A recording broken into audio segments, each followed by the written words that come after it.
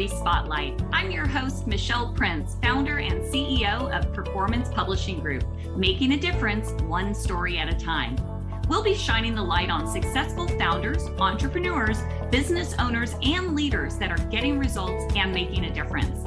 We'll talk about how they built their businesses, are creating movements, and leveraging the power of authority in their own lives. Be sure to stick around to the end of the show and we'll reveal how you can be our next guest. Let's get started. Hey, everybody, and welcome to the Power of Authority Spotlight, where we shine the light on entrepreneurs, founders, leaders, people that are doing extraordinary things. They're making a difference and they're telling their story. And our guest today is someone very special to me, and I can't wait to let you get to know her because she's just so much fun. And her name is Isabel Bolt, and she grew up in Chicago, Illinois, attended Loyola University. Throughout her life, she's assumed various roles, including daughter, sister, wife, mother, patient, lover, friend, and professional, all of which featured a cast of characters. She's still trying to figure out the plot, but Isabel currently lives in Dallas, Texas, and she's recently written a book that is so extraordinary that I can't wait to tell you about. And this book, by the way, it already is a 5-star book with over 50 reviews, and it just debuted in January, so it's pretty recent. But we'll get to the book in just a minute. First, let's go ahead and welcome Isabel to the show. Welcome, Isabel. Hi, Michelle. Thank you. Oh my gosh, I'm so excited you're here. This conversation has been a long time coming because you and I met how many years ago? Right. Probably 3. I think 3, maybe 3.5.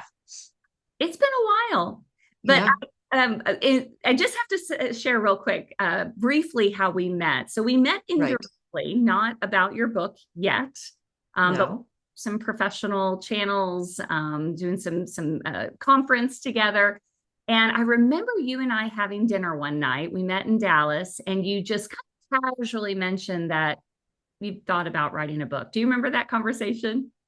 I do. I remember it a tiny bit different in that I said something about writing, and you said, well, I'm a publisher for specializing in first-time authors. And I mean, it was such kismet at that moment. And I really believe in signs. And it had been way in the back of my mind.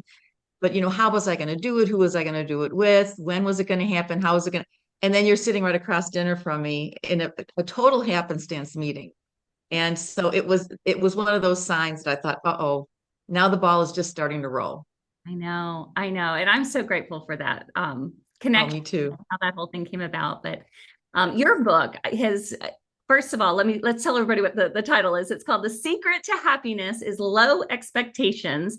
And if you are looking for a boring book with a lot of just, boring concepts, then this is not the book for you. But if you want to have a good laugh and learn a little bit along the way, this is an extraordinary book. In fact, on Amazon, there was an anonymous review I just have to read because I think this really sums up your book perfectly. So it's, again, anonymous review says, a humorous revelatory, easy for me to say, a humorous revelatory romp through life's constant surprises. I dove into Isabel Bolt's The Secret to Happiness is Low Expectations, expecting a gentle guide on finding joy in the everyday. Instead, I got a hilarious masterclass in life's unpredictability, a book that's as sharp and witty and as refreshingly honest as that one friend who always tells it like it is. Isabel's storytelling is like a cocktail of humor, wisdom, and charm. Her chapter titles had me grinning and not sure what to anticipate, as often comes when you lower your expectations and simply laugh at the chaos. What an incredible review. Isn't that great? And that's anonymous. I don't know, if it was a friend or foe or what, but found the book. That's fantastic. And I do think that it's interesting how people have received the book, because what I intended for it to be, and then once, of course, it's published, you don't get to read it for people. People are reading it and making their own conclusions.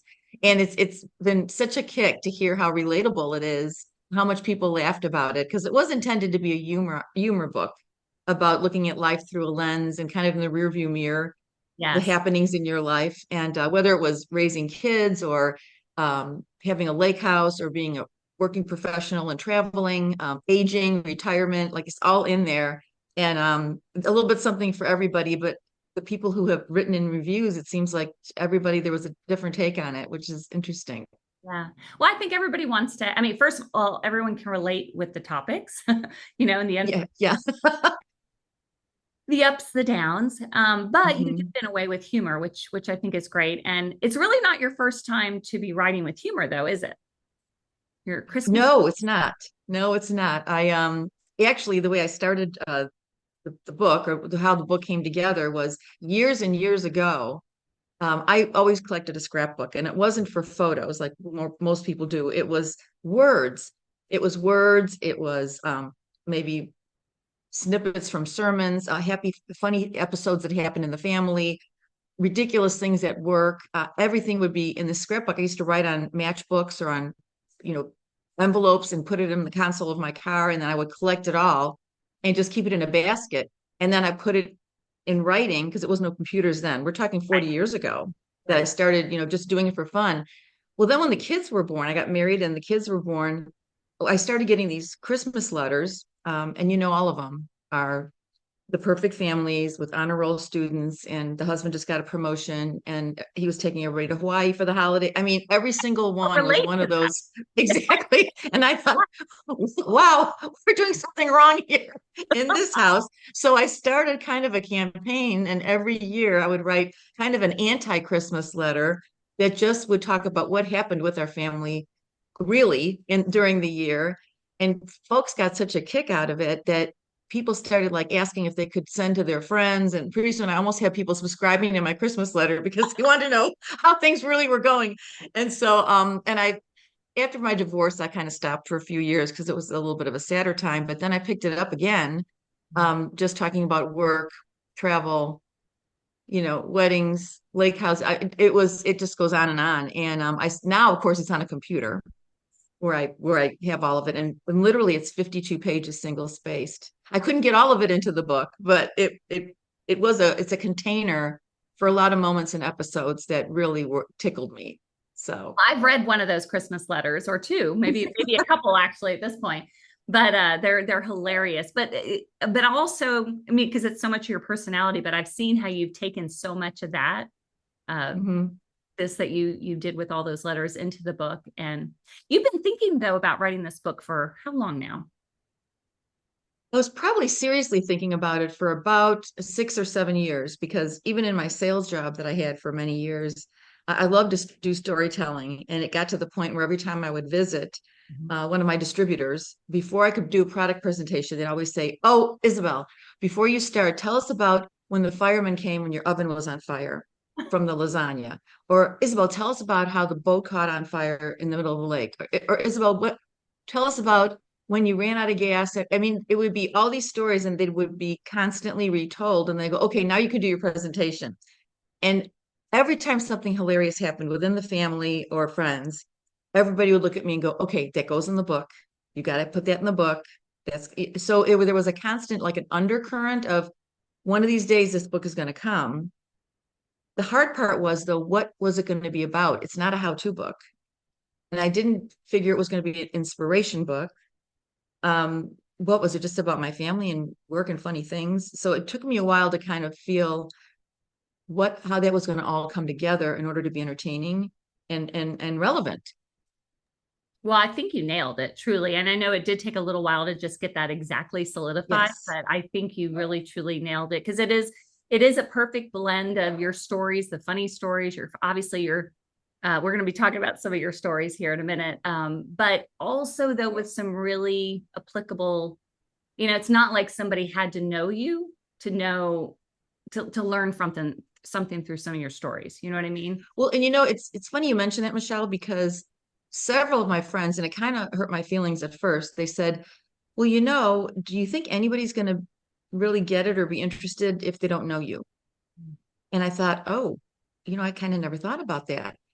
And the happy, outcome of that is that there's been so many people who don't have a clue about me that have picked up the book, and it's in book clubs everywhere now. And I mean, people I've never met, they still got a kick out of it. So I'm glad it had more universal appeal than some of my friends first thought. You're going to have a little higher expectations next time, Isabel. Right?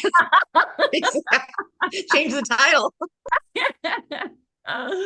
There are so many good stories, so many good chapters. So I'm curious though, what's your favorite chapter? I think, well, it's really hard because they all stand alone. They're all kind of like little pearls that are strung together on a necklace. But I'll kind of switch the question around and say that I think the chapter titles are the things that made me roar when I finally got, I actually did the titles before I wrote any of the copy.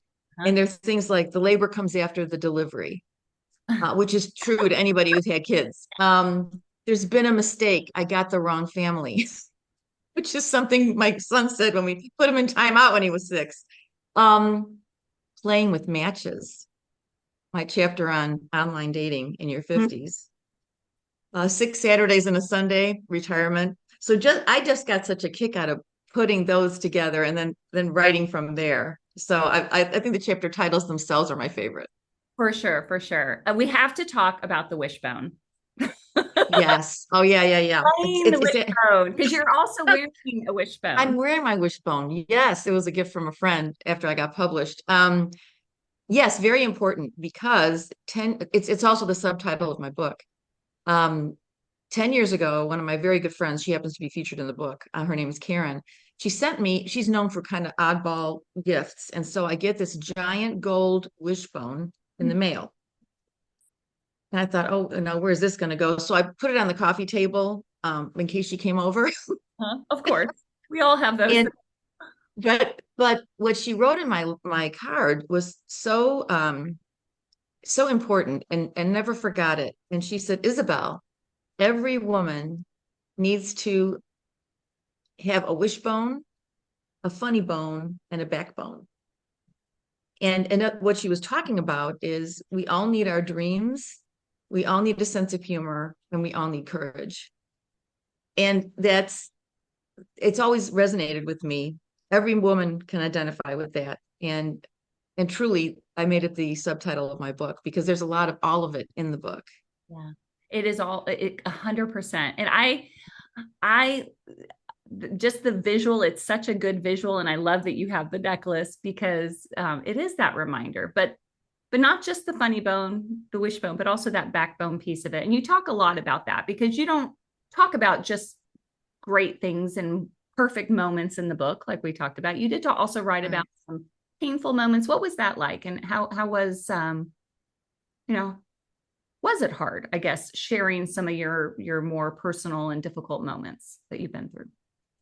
Yes, because everything isn't a laugh for sure. And at first I wasn't sure I was going to even share as much as I did, but then the book wouldn't have authenticity. So I did have a couple battles with cancer, and I did get a divorce. I did have my heart broken after the divorce with the guy, and so there it was hard, mainly because I have a difficult time living in the moment. And by writing about this, I had repressed a lot of the feelings that I had about all of those happenings. I didn't I went through it, but I wasn't really in it. So I think in writing the book, I didn't ever expect that it would be cathartic as well. But it really was because it kind of brought up all the old feelings that I kind of didn't want to face at the moment because I was so distracted with the other chaos. So it's good sometimes to sit with it and realize how you've grown from it and how the folks around you supported you in every way. So so there's a little blend of that as well. Yeah, for sure. I always tell people that, writing a book, no matter what the subject is, because we've all been through stuff, it Hmm. is a little bit like pulling off a band-aid sometimes, though. I mean, That's a good analogy. Yeah. yeah, because it's not, but then once you do, you're kind of like, oh, okay, now I feel better, you know? It is. It's a release. It's a way of releasing. And also I think as I was writing it and kind of getting almost toward the end, because as you know, I wrote it in 4 months. It took 40 years, but wrote it in 4 months. And around the third month, I was having a lot of thoughts about maybe I'm not going to publish. I will publish it, with Michelle and Performance Publishing, but maybe I just give it to close friends because some of the stuff in there was vulnerable. And I thought, well, and does anybody really care about my story? And maybe once it gets out there, people would look at me differently. Maybe I don't need all that out there. And then I talked to a very good friend of mine. He happens to be a former boss of mine in Boston, a gentleman. And he said, Isabel, there you go again. You're trying to control the outcome, Mm. which is my specialty. But he said, let that book go. And for once in your life, just stay curious about how it'll be received. And he said, you're gonna steal so much joy from people if you don't just let it go. Um, and he kind of I waited a little bit and then I thought, no, I think I'm going to. It's a risk to be an author. It really is a risk, especially when you're telling your own story, Mhm. because you never know how that's going to be received. And in fact, a lot of people came back to me and went, I had no idea. Like they thought they knew me. And they're like, we didn't know that about you. And how you seem so vulnerable in that. And maybe that's good. Maybe that's good that now it's out. I think it is good. I mean, I know how you feel though. I mean, I've written books too where you share things. In fact, funny enough, just this last week I was with an aunt who doesn't lives farther away, and we don't see each other that often. And she was just reading a book, one of my books that I wrote a couple of years ago, and she was like, I had no idea. And I think Yeah. that's kind of the whole point of writing a book and being authentic is we going back to your Christmas letters. We assume everyone else has it all together or nobody else is dealing Yes. with this, or I don't want to burden someone with my problems. But the Hmm. truth is that is how we help people, you know? I mean, even Yeah. I going really back to think your so. review from that anonymous woman, that like Hmm. made her, it tickled her funny bone, but it also brought some other things up. Then had you not shared your story, you know, Hmm. depriving people from that. So what great advice. And it is relatable. People say it was very relatable and that they kind of saw themselves in some of the stories, which is great. And I think overall, just having being able to look in the rearview mirror of your life after 6 decades, and you see all the interconnectedness that you never knew what was happening at the time. It kind of, chokes you up a little bit because you never know how important a relationship or situation might be until it's in the rearview mirror because we can't see the future. And Mhm. sometimes we're not even starring in our own lives. Sometimes what's going on with us really is helping somebody else. Yeah. And although I never intended it for it to be an inspirational book, it's very interesting, Michelle, that a lot of the reviews that I've read use the word healing, which is I'm very complimented by that. Healing and inspirational, because it does put all the puzzle pieces together Yeah. when you look in the rearview mirror about why something happened the way it did. And it might have been nothing to do with you. Wow. Yeah. And I Hmm. love you said that even before you wrote the book, you mentioned the rear view mirror. And I love that analogy though. Yeah. You know, Yeah. Yeah. it's a big part of your story. So if it's okay, I have to share one of my favorite moments with you through this whole book journey was your book signing. You've done, Oh, we're going to talk about all the book signings you've done, but the one that I was able to attend in the Dallas area. And in Dallas. Oh, oh my yes. gosh, first of all, just to see your family, your friends, and everybody there to support you. But second of Mhm. all, because I know the story of almost everybody in that room, because a lot of them are in the book with Yes. under different names, but it Oh, was so special. But it made me really curious though, what did all your friends and family, especially the ones who made their way into the book, think about oh you yeah. writing about them? And Well, you had to change some of the names of the innocent. I did have to change some of the names of the innocent, and one of the funny stories, offshoots of it, was that my ex-husband did not want to be in the book. He knew he had to be in the book, but didn't want his name in the book. And I said, look, the people who know us know who you are in the book. The ones who don't know us doesn't matter anyway. But he didn't buy it, so I said, okay, I'm going to name him Jeff. The problem was that when I gave my boys the book, I gave them a raw manuscript. I gave everybody a raw manuscript who was prominently featured in the book. And I went to Greg, my younger son, and we talked about it. And I said, oh, and by the way, I named Daddy Jeff. And of course, that got to be kind of a joke. And then I called my older son and he said, oh, Mom, I can't make it over, but can you run by my office and I'll just come down and grab it? And I said, absolutely. So I ran by David's office and he runs out and I roll down the window and I hand him the book and he goes, okay, thanks, Mom. I'll call you tonight. Anyway, I forgot to tell him I changed the name. So he starts reading this book, Michelle, and he's on the third or fourth page, and he goes, "Who the hell is Jeff? And how could she make us find out through a book that she had another marriage before my father?" Oh my God. And then Oh, it took him 2 more pages to go, "Oh, it's my father with oh a my new God. name." Oh, that is So so yeah, that was pretty darn funny. The kids remembered a lot of the things that, their feedback was awesome. They thought, and plus they liked it because now they got a keepsake of all the funny things they did and said and how it all came together. A lot of my girlfriends, they were yelling at me, "Why didn't you put this thing in? Why didn't you put that time in?" But you have to cut it off. I said, first of all, there might be a sequel, so sit down. But a lot of them wanted me to add different things. And then it's in terms of the work memories I had, they couldn't put all of them in there because it might hurt some people. Do you know what I mean? Like if you kind of poke fun. I did not want this book to be a tell-all, embarrassing thing for people. It had to be lighthearted, and I wanted to pick and choose and kind of um, pull it together in the right context where there'd be enough funny things, but not a tell-all book about everybody. And my sister, she's got the longest chapter. She doesn't think it's long enough. That was her 2 cents.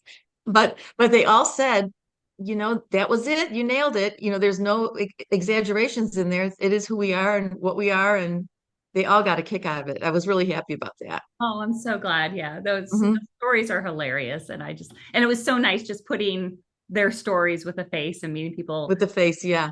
You, That was one of my, I think that party was one of my highlight reels of my life because all my different groups of friends and family and acquaintances were all there. And under a lot of them didn't even know each other, but to have everybody you love in one room, it's kind of touching. It really was wonderful that they all showed up for me. and you were surprised. I do recall. I don't know if anybody's going to show up. Well, we couldn't I walk. said, Michelle, I think only 10 people are coming. It was like Like, no. 60. Not surprised Oh my God. anybody else who knows you, but I know you. Oh, I was so grateful that day. It was so much joy. Yeah. Well, Zig Ziglar used to always say it, and I really try to communicate this as well with people thinking about writing a book. It's not about the book, first of all, but it's Mm. kind of the process. It's who you become as a result of writing a book because it is such a personal journey. How has writing Hmm. this book changed you? Well, I think in a lot of different ways. It's it's made me realize that humor really is a love language to me. I often sign my books that way. Humor is the sixth love language. Oh, And I think that it was basically what I started it was going to be and what it ended to be were two different things. Because at the end of it, I just wanted to tell some funny stories. mhm. But at the end, I realized that it was a giant love letter to life. Mm, That's kind of all I can tell you. mm. I'm writing that down, what you just said. Humor Yeah. is Yeah. love language. Mm. Yes, it is a sixth love language. And I did dedicate the book also to all of us who were born with a sense of humor and somehow managed to keep it. Because if you don't have one, life is very hard. You have to find the fun in or the funny in a lot of situations that otherwise are not they're untenable. But yeah, And sense of humor isn't based on what you've been through either. It's a choice because you've been through things just like many others, and yet you right. have a funny bone. So you're Yeah, you got to showing your protect it. backbone. Yes, yes. No, it's been a great experience. And I can't believe a year ago, you know, I was still in the thick of it, writing it. And no, I'm really and I'm, proud. There's a sense of pride in having your story out there. And um it's something that it'll always cherish because now everything's kind of in one place and people can read it and they see themselves in there. It's fun. It really has been fun. It's such a good book. And people are going Thank you. crazy over it because not only, yes, so you had your Dallas book signing. Talk about all the Yes. different events and things. I know you have a Chicago book signing or had Oh yeah. like Houston, Minneapolis, Boston. Tell us everything. Okay, so I have the Dallas one. The Dallas one was my gift to the book launch team and all my friends. And after that, my girlfriend Karen, she's a socialite in Chicago, actually. And so she had a beautiful reception for me at the Women's Athletic Club on Michigan Avenue. And there's folks there, and there was a lady there who is the editor-in-chief of Classic Chicago Magazine. And she loved the presentation so much because we did a presentation instead of just a party, like a Q&A. And so she interviewed me, and I was just in Classic Chicago Magazine as a feature on Easter, which is terrific. And then through a friend, South Lake is a little suburb that's right by DFW Airport. And my son works at a very upscale brokerage there as a residential realtor. So his boss called out of the clear blue sky and said, you know what? A couple of these women have read that book and I want to have a party for you. Why don't we have a Q&A? So he opened his office and we had a beautiful party and a Q&A. My son was the moderator, which is a little bit frightening, but we had a good time. I saw some people I haven't seen in many years. And by virtue of that, they're going to do a feature article for me in South Lake Style, which is their magazine that comes out once a month, which is so wonderful because that's where actually I raised the children. We raised the children. So that's coming out in June. And then Houston is in 2 weeks. Then August is going to be Minneapolis and Boston. All these are like friends or friends of friends who've read the book and want to kind of spread the gospel, so to Yeah. speak. And I just think it's going to be so much fun. Oh my gosh. Yeah, so it's been wonderful. I truly think this is just the beginning. Like I just, Oh, you truly, you are, no, you really are. You're remarkable. Everyone who's met you feels the exact. uh, But I do think this book is speaking to so many, it's just speaking to all the things us women go through, right? And yeah. but doing it in a funny way that makes, Hmm. we're just kind of laughing at the not so great stuff all the time, right? Right. But Yeah. but doing it together, which is Hmm. so you're in Well, a and it's I think it makes people pay attention a little bit more. yeah. Many people came up to me after the book signings and said, wow, the fact that you captured the stuff that your kids said and that you were able to write down, funny things that happened because you forget, you just forget. And so you pay attention. Now, I think some people are paying more attention to situations and funny things that are happening and all these happenstance meetings you happen to have. And nothing's random, Oh, when you think about it. And yeah. all of our lives are, painted in different ways, but to pay attention because my scrapbook is not finished yet. Mhm. Right. It's alive and well That's and right. getting fatter and fatter. And so yeah. So I think it makes people kind of notice more that happenstance meetings and signs that you find that are urging you one way or another can be a lot of adventures. So yeah. One last question. And Yeah. aside from you have all of these, the book signings coming up and all of these events, but what is your next? What is the next what's the next for Isabel? Oh my gosh. It's I'd have to give it a lot of thought. I would like to do another book. One of my chapters is rations and rants, which is my son's name for the restaurant he wants to buy me. I love to cook, and he named it rations and rants because I'm giving everybody my opinion whether they want it or not while I'm in the kitchen or serving dinner.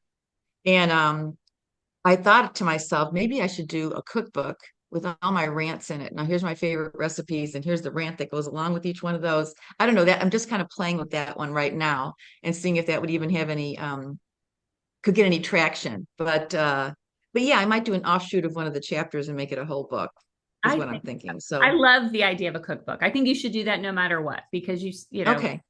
I from love what to I cook. know about you, I have not I've never had one of your meals, but I hear about the meals you've made for the kids, even when they were like younger at the lake house and stuff like that. So I know you're a good cook, and I say get those down.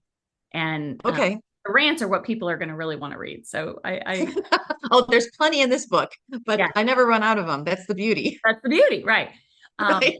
and I'm just going to put a bug in your ear, and I'm not sure that this is going to come of anything, but I just, like I said, I wrote it down and I absolutely love it that humor is the sixth love language. And there is just something to that. And there's something to reminding just reminding people of that. So maybe there's something else to expand upon in that, because I think that's a really great concept. Well, there's something here, just real quick. I just thought of this while you're talking. Yes, this is the last page of the book, actually. And I say, so what is the secret to happiness? Low expectations? I'm not sure.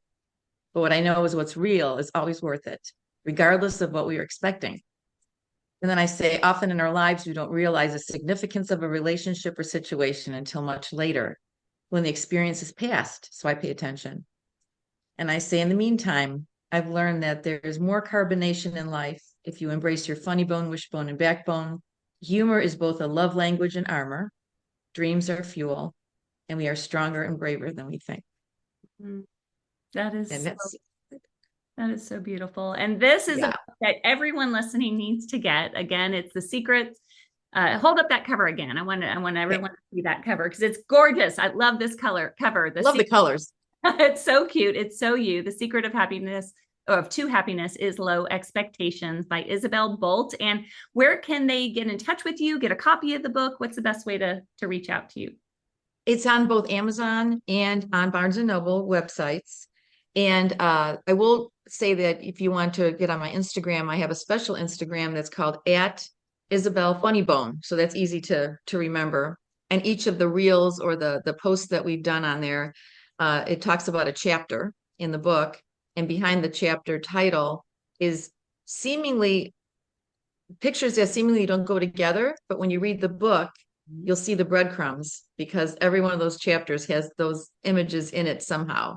So it's kind of a little bit of a word search kind of thing, but people have really liked it. So it's hilarious. You have to, everybody listening, go to Instagram @IsabelFunnyBone, right? @IsabelFunnyBone, right? Correct. Awesome. Well, and thanks in advance for everybody who's bought the book and come to the signings, and thanks in advance for everybody who does go pick one up. Absolutely. Well, thank you so much for being on the show. This is so much fun. Thanks, Michelle. I really, truly just know that this is the beginning of something beyond what you can imagine. And well, you were my launching pad, so I'll never forget that. And I really treasure our friendship as well. So thank you. I do too. All right. Well, everyone, that is it for the Power of Authority Spotlight. Definitely go out, get the book, go to Amazon right now and grab a copy. The Secret to Happiness is Low Expectations. Bolt, Bolt, and like lightning. Like lightning. I love that. I don't know if I've heard you say that, but that is so true. You are so much like lightning. And just encourage everyone listening that, there's so many great stories and so many good lessons learned. Yes, it is funny, but just the concept of the whole, looking in the rear view mirror and all the things that are ahead of us, right? There's so many good things regardless of what's happened in the past. And but this book is just such a great reminder of how to use that wishbone, the funny bone, and the backbone in all that you do. So thanks for listening. We'll see you next Thank you, Michelle. Thanks. Bye-bye. Bye-bye.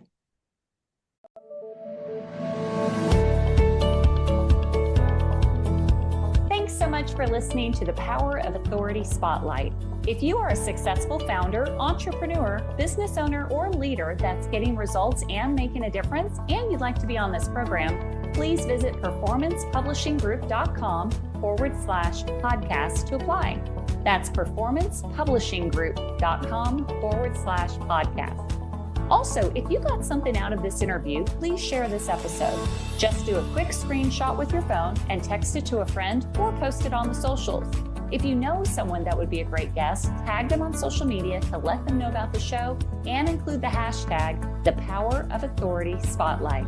I love seeing your posts and guest suggestions. We are regularly putting out new episodes and content, so make sure you don't miss any episodes by subscribing. Your thumbs up, ratings, and reviews go a long way to help promote the show and mean a lot to me and my team. Want to know more? Go to our websites, performancepublishinggroup.com or michelleprince.com, and follow me on LinkedIn, Facebook, and Instagram. Thanks so much for listening, and we'll see you next time.